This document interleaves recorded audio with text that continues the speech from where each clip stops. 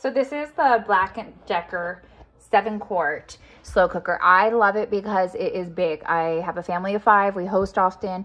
I need something that has space. My previous crock pots just weren't big enough for a big roast or chicken. So here it is. It has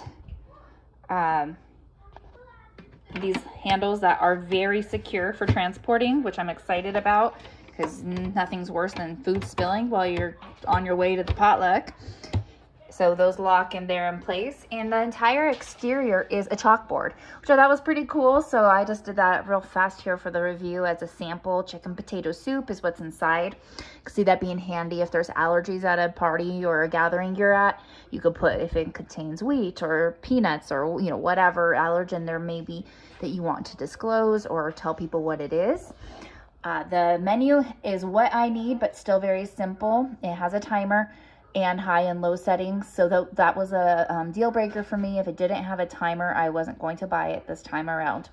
I've had it without them in the past, and it just doesn't work well for me. I need that timer so it can click on when I'm gone all day.